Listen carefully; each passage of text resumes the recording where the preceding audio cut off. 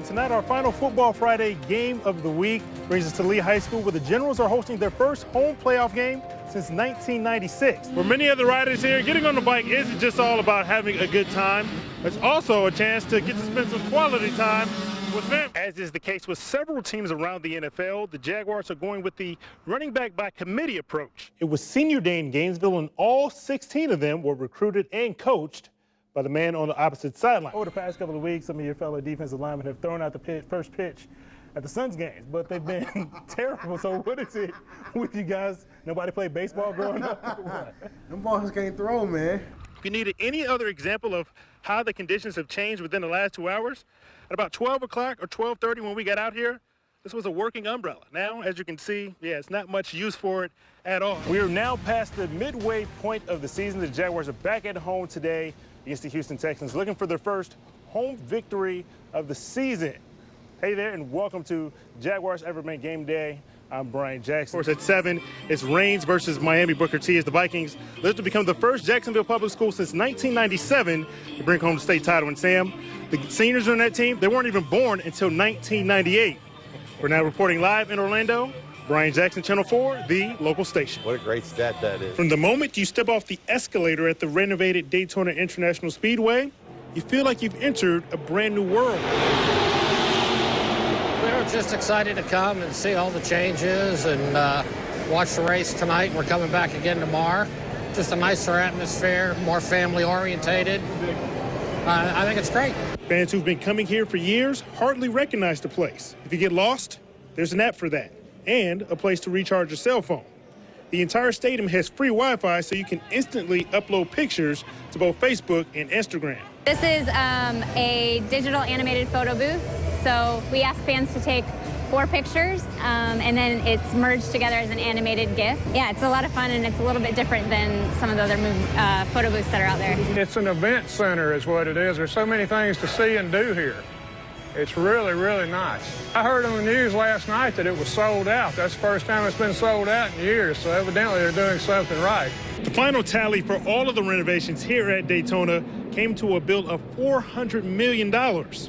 And all of those changes are going to lead to an economic impact of $1.6 billion. So it's safe to say, money well spent.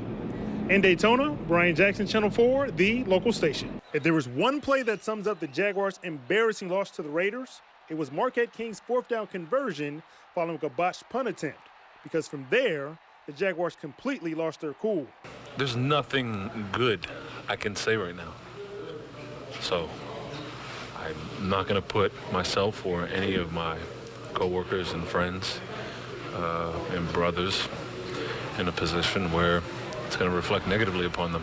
If you needed any more evidence for just how ugly things got against the Raiders, the Jaguars finished with more ejections than touchdowns. Paul Leslie has played in this league for 10 years, and he says that he's never seen anything like this. I think it's terrible.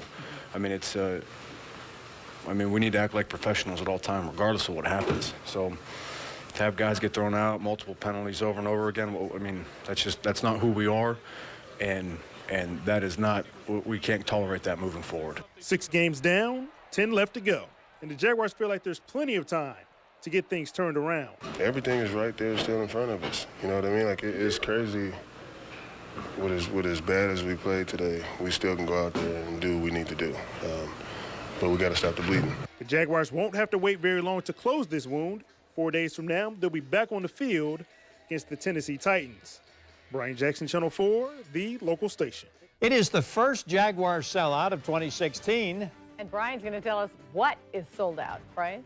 Yeah, we're talking about practice, not the game, but practice. And it has everything to do with who will be joining the Jaguars at practice later on this week. Last Sunday, Smith took a couple shots to the head during the Chiefs' win over the Colts, and he left the game for good in the second half. And when Foles filled in, he just looked great. He went 16-22 for 223 yards, 2 touchdowns, and 0 interceptions. Now, the Jaguars, they spent the beginning of this week preparing for both quarterbacks.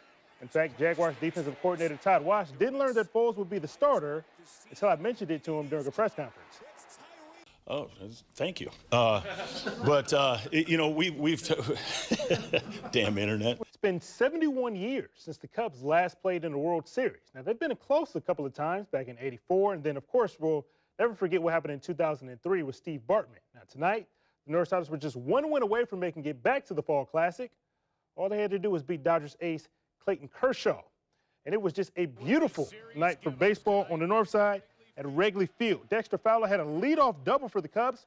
Chris Bryant follows that up with a soft line drive to right field. Cubs, they take an early 1-0 lead.